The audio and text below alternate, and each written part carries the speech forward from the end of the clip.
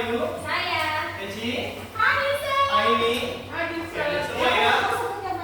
Ya, semua. Nah, oke, sebelum kita mulai belajar, ini saya akan kasih kalian beberapa motivasi, sedikit motivasi. Ya. Nah, pernah dengar nggak filosofi tentang pisau? Tidak, Sir. Pisau itu kalau misalnya kalau belum diasah, bisa nggak motong? Bisa, Sir. Bisa, Sir. Bisa baru. Bisa ya, harus diasah dulu kan biar bisa tajam. Kalau bisa baru, Sir. Kalau pisau baru ya, pisau baru kan udah diasah dulu kan dia. Iya, Sir.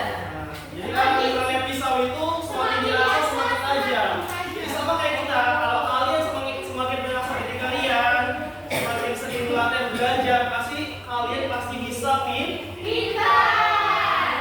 Oke, hari ini kita belajar yang namanya teks naratif. Ada yang tahu nggak itu teks naratif? Nah, Nggak tahu, Sir. teks naratif nggak pernah ya?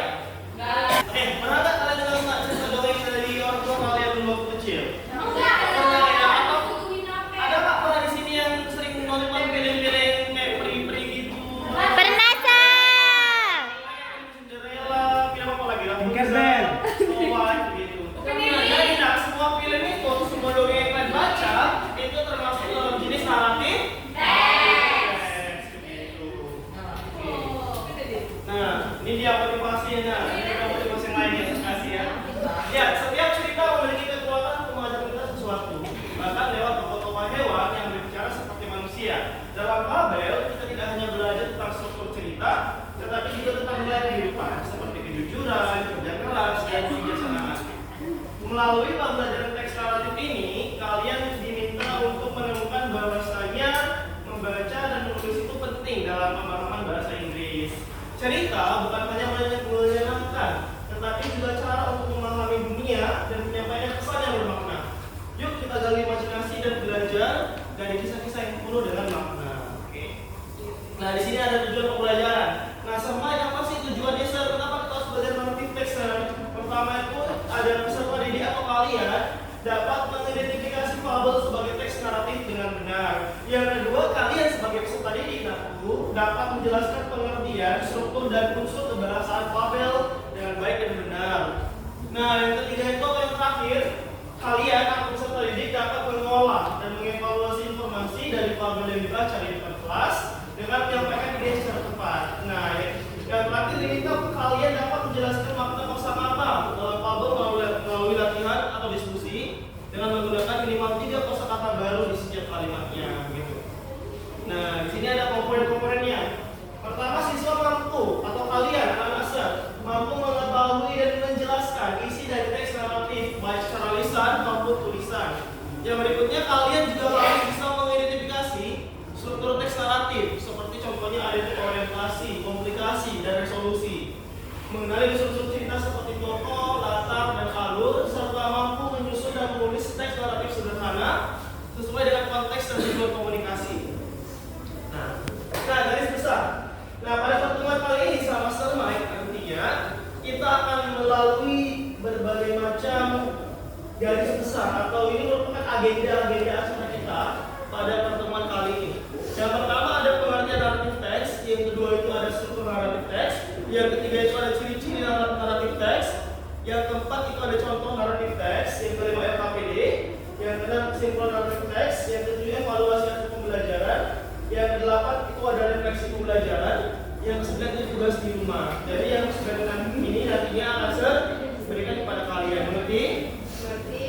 Yang HP terus ya, terus main HP, hijau ya. Oke. Saya expert, Sir. Iya, expect.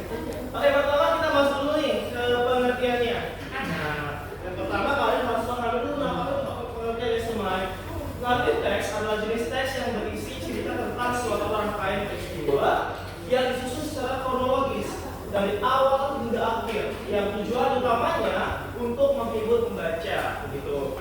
Nah, cerita dalam naratif teks itu berupa kisah nyata yang diberi unsur imajinasi. Jadi kalau kalian baca teks naratif itu dia berisi imajinasi ya. Tetapi dia sama nih, bukan kisah nyata. Atau fiksi sepenuhnya seperti dongeng, legenda, fabel atau cerita pendek. Nah, berikutnya ada struktur naratif teks. Nah, pertama ada orientasi, komplikasi, dan struktur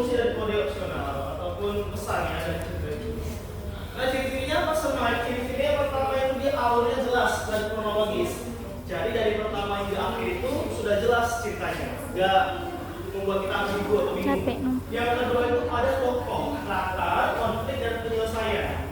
Contohnya kayak misalnya fabel atau cerita Nabi Muda. Itu merupakan bagian dari naratif teks. Ya. Yang ketiga menggunakan kata kerja aksi dan konjungsi waktu. Yang keempat mengandung dialog dan narasi.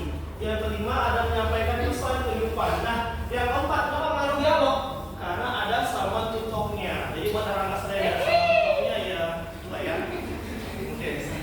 Yang keenam ada sudut pandang orang pertama atau orang ketiga. Jadi nah dalam cerita naratif teks itu ada di orang pertama, ada orang kedua dan ada orang ketiga. Pelakor. Jadi ada sebagai apa? Pelakor. Itu saya. Oh, ya, sebagai apa? Sebagai kalian tahu? Orang ketiga itu harus sebagai apa itu? Misalnya ada orang pertama, ada orang Pelakor, Sir. pelakor ya biasanya. Orang kedua, dia pelakor, ya. Oke, berikutnya ada contoh naratif teks nih. Apa aja Sir Mike? Ada fable, ada myth atau mitos, ada legenda, ada cerita rakyat, ada dongeng, ada cerita romantis, ada personal experience atau pengalaman pribadi, dan ada slice of life, gitu ya. Iya, Sir. Nah, terakhir kesimpulannya, teks naratif adalah jenis teks yang bertujuan untuk menceritakan suatu kejadian atau peristiwa secara beruntut dan menghibur pembaca. Contoh utama teks naratif meliputi orientasi, atau penjualan dan setting, komplikasi, atau munculnya konflik atau masalah, dan resolusi atau penyelesaian masalah. Terkadang juga ditambahkan koda. Apa itu koda, Sir? Koda itu merupakan pesan yang bisa kita ambil dari teks naratif. Pendapat kamu, Nak? Oh iya, silakan dulu ya. Nah, jadi di pertemuan hari ini, setelah ini Sermat akan kasih kalian tugas. Tugasnya apa? Oke, ini dia. Ya, nomor kasih. Ini ada soal writing ya, nah. Kalian kerjakan soal writing ini.